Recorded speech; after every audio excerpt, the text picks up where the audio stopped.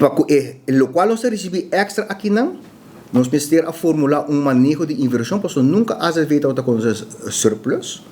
Nós formular manejo de inversão, há feito invertir a placa aqui não, para trobe cautelosamente de produto não, que não está riscoso.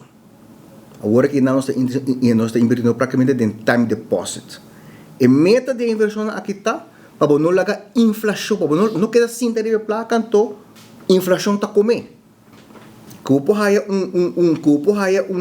cupo haya sequer interesse na nível de inflação, significa que a placa está queda manter seu valor em tempo. E isso ajuda para o gasto também de futuro. Pois se nós temos surplus, esta mostra hope, outro ano que nós expect surplus pouco menos que isso aqui, outro ano mais menos, e tem dia que nós em 5 anos nós também temos esse surplus mais. Até o momento nós também come, de lo qual nós põe em sparpot.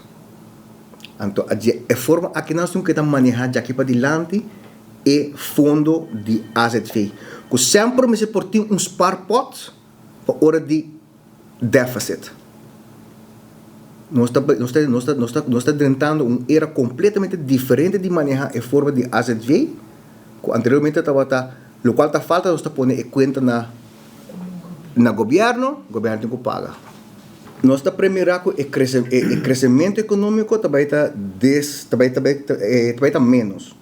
Nós também conhecemos crescimento econômico nós conhecemos ano passado e ano aqui não. Turismo está drive nossa economia, não? Sim, o crescimento de turismo nós não está mira o crescimento aqui não. Se não conta atrás o modelo vai tomar tendo em conta todo o projeto de hotel que tem pipeline para bem, etc. So, atuma diferente o projeto aqui não, só está drive boa economia, atuma na conta com quanto trabalhador extra também adicional, e está primeiro com o crescimento econômico também está menos, mas sim também seguir crescer, mas o gasto não, também seguir aumentar, e está crescer mais rápido, com o qual está expect a entrada cresce.